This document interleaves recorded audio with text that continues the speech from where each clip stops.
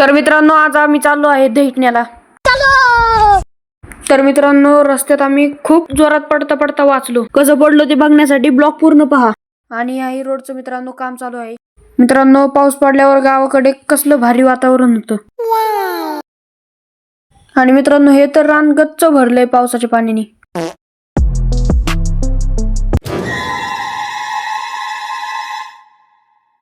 आणि मित्रांनो इथंच आम्ही पडता पडता वाचलो.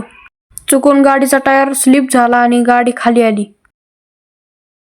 आणि हे काय मित्रांनो परत पाऊस सुरू झाला. आम्हाला घरूनच वाटलं होतं पाऊस बंद झाला आहे, आता निवांत दैठण्याला जाऊ असं आम्हाला वाटलं होतं मित्रांनो. पण मित्रांनो पाऊस अचानक आला. आणि हे तुम्ही पाहू शकता मित्रांनो पाणी किती वाढलंय. आम्ही दैठण्यावरून माघारी असतोवर हा रोड पूर्ण पाण्याखाली जाईल.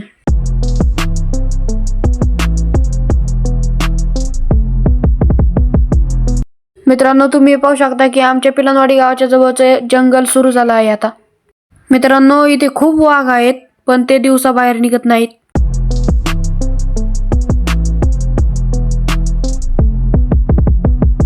आणि मित्रांनो या जंगलात एक नदी सुद्धा आहे.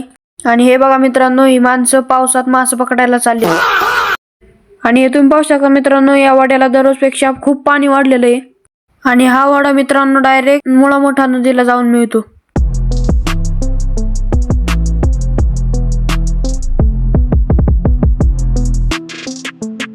आणि मित्रांनो इथं पण थोडासा पाऊस सुरू झालेला आहे. आणि मित्रांनो थोडा पाऊस म्हणून खूपच पाऊस वाढलाय. मित्रांनो कॅमेरा आपला खूप पाण्याने भरलाय त्यामुळे तुम्हाला नीट दिसत नसेल. तर मित्रांनो आता आम्ही पोहोचलेलो आहे दैठण्याच्या शिवशंभू हॉटेलमध्ये.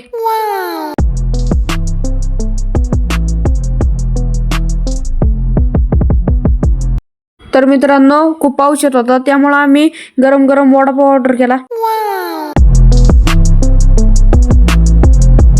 मित्रांनो पाऊस येत होता म्हणून थोडस हॉटेलमध्ये बसलो आणि बाहेर येऊन बघतो तर काय पाऊस परत सुरू झाला आहे. आता आम्ही चाललो आहे नदीकडे. तर मित्रांनो पावसामुळे खूप नदीला पूर आलेला आहे आणि आम्ही तेच बघायला चाललो आहे. अभी मजा आएगा ना भिड़ो.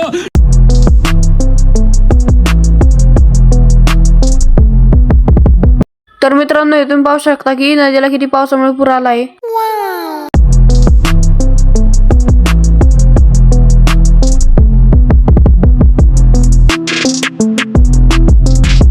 थांबा मित्रांनो तुम्हाला दुसरी साईड दाखवतो.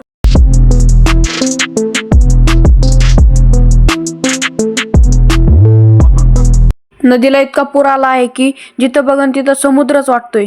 तर मित्रांनो आजचा ब्लॉग आवडला असेल तर पार्क ब्लॉगला सबस्क्राईब करा.